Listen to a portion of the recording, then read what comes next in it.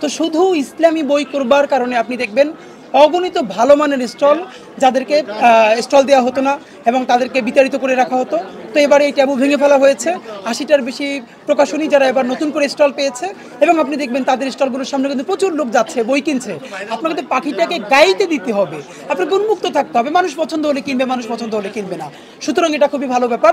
তো কিন্তু আমরা যেটা খুবই চাচ্ছিলাম যে এই যে ফ্যাসিবাদ মুক্তির পরে নতুন করে বইমেলাটা হলো, তো প্রত্যেকটা স্টলে কিন্তু আমরা প্রত্যাশা করেছিলাম এই যে তারা কোনো ধরনের কোনো ট্যাবু ছাড়া, কোনো ধরনের ভয় ছাড়া ব্যবসা করছে। তো প্রত্যেকটা স্টলে অন্তত ফ্যাসিবাদের বিরুদ্ধে একটা ছবি অথবা এই আন্দোলনের যারা প্রাণভোমরা সেই শহীদদেরকে উৎসর্গ করে একটা ছবি, একটা স্টিকার, এগুলো তো থাকা উচিত ছিল। খেয়াল করেন, ফ্যাসিবাদ তো মানুষের মরণে মগজে থাকে। এর প্রমাণ হলো আপনি যতগুলো বইমেলার স্টল ঘুরবেন, আপনি 5% স্টল, 5% আমি বেশি বলে ফেলেছি, এই শত শত স্টলের মধ্যে একমাত্র ইনকিলাব মঞ্চের স্টলটা ছাড়া আর হাতে গোনা 5-7টা স্টল ছাড়া আপনি কোথাও পাবেন না এই যে সহস্রাধিক শহীদ, হাজার হাজার পঙ্গু, অন্ধ যারা আমাদেরকে এই নতুন মেলা, নতুন বাংলাদেশ উপহার দিল, তাদের সৌজন্যে কিছু ছবি থাকতে পারতো, কিছু স্টিকার থাকতে পারতো, কিন্তু সেটা কিন্তু নাই। তো আমরা বাংলা একাডেমিকে বলেছিলাম যে একটা বড় এলইডি স্ক্রিন করে পুরো জুলাইয়ের আন্দোলনকে বারবার করবার জন্য, এজন্য আমরা বাংলা একাডেমির মহাপরিচালকের সাথে কথা বলেছি। তিনি আমাদের সাথে ওয়াদা করেছেন যে 2 দিনের মধ্যে এটা হয়ে যাবে। ইভেন আমি একটা ফেসবুকে পোস্ট দিয়েছিলাম যে একটা বড় এলইডি স্ক্রিন দরকার যেখানে জুলাইয়ের ডকুমেন্টেশন দেখানো হবে। আমার পোস্টের সাথে সাথে আমাকে কনফার্ম করা হয়েছে, সেটা দেখে নজরুল ইনস্টিটিউটের নির্বাহী পরিচালক বিপ্লবী কবি লতিফুল ইসলাম শিবলি ভাই, তিনি সংস্কৃতি উপদেষ্টাকে ফোন দিয়েছেন এবং সংস্কৃতি উপদেষ্টা তিনি সাথে সাথে বলেছেন যে না, এটা হওয়া দরকার, আমরা করব। পরের দিন সকালে কিন্তু আমরা বাংলা একাডেমির মহাপরিচালকের কাছে গেছি ইনকিলাব মঞ্চের পক্ষ থেকে, এবং তিনিও বলেছেন না, এটা হওয়া দরকার, আমরা 2 দিনের মধ্যে করে ফেলবো, এবং আমাদের নাম্বার রেখেছেন।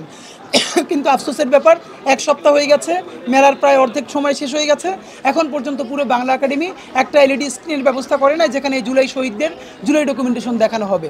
এবং দেখেন, মানে এমন একটা অবস্থা হয়েছে, সমস্ত দায় পড়ে গেছে এখন যেন ইনকিলাব মঞ্চের।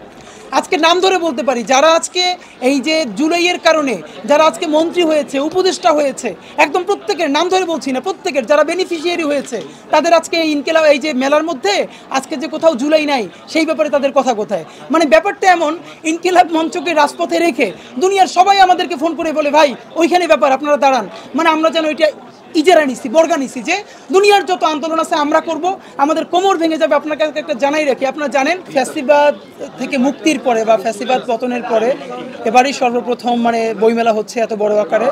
তো প্রথমত হলো এটার একটা ছাপ তো পাওয়াই যাচ্ছে। দেখবেন যে গত 15 বছরে শুধু রাজনৈতিক পরিচয়ের কারণে যেই সব স্টলকে, প্রকাশনীকে স্টল দেওয়া হয় নাই, একটা গুন্ডাতন্ত্র প্রতিষ্ঠা করে রাখা হয়েছিল। এবার অন্তত আমি এই জায়গাটায় সরকারকে সাধুবাদ জানাই যে অন্তত 80টার বেশি নতুন প্রকাশনী যারা আবার স্টল পেয়েছে এবং তারা বইমেলা করতে পারছে। একটা বাংলাদেশে ট্যাবু করে ফেলা হয়েছিল, মানে বই তো বই, প্রকাশনী তো প্রকাশনী, আবার ইসলামী প্রকাশনীর ইসলামী বই বলে কি? তাহলে যারা বাম ঘরানার বই করে, ধরেন সমাজতন্ত্র নিয়ে যা মার্ক্সের উপরে বই করে, তাহলে সেগুলো কি বাম ঘরানার প্রকাশনী বলে কেউ? অথবা বামপন্থী ডানপন্থী প্রকাশনী কি? ইসলামী আর হিন্দু প্রকাশনী কি? প্রকাশনী প্রকাশনী, সে একটা ব্যবসায়ী প্রতিষ্ঠান কিনা। বাংলাদেশের সংস্কৃতি কোনোদিন বাংলাদেশের হাতে ছিল না। বাংলাদেশের সংস্কৃতি দখল হয়ে গেছিল কলকাতার কৌলিন্যের কাছে। আমাদের ইনকিলাব মঞ্চের একটাই প্রচেষ্টা, আমরা আপামর বাংলাদেশি মানুষের, হিন্দু মুসলিম নির্বিশেষে, কৃষকের যে সংস্কৃতি, সেই সংস্কৃতিকে আমরা জাতীয় সংস্কৃতি করবার চেষ্টা করছি। ধানমন্ডির, গুলশানের, ছায়ানট, উদীচীর সংস্কৃতি এটা আরবান কালচার হতে পারে, কিন্তু এটা আপামর বাংলাদেশের সংস্কৃতি নয়। সুতরাং আপামর বাংলাদেশের যে সংস্কৃতি, সেই সংস্কৃতিকেই আমরা ধারণ করবার চেষ্টা করছি। এবং এটা যে সত্য, দেখেন প্রমাণ কি, আমরা তো 1 টাকার বিজ্ঞাপন করি না, কিন্তু আমাদের শুধু প্রোগ্রামের নামের ফ্রেমিংয়ের কারণে হাজার হাজার মানুষ আমাদেরকে ভালোবাসে, কারণ তারা মনে করে আমরা চেতনা ব্যবসা করি না।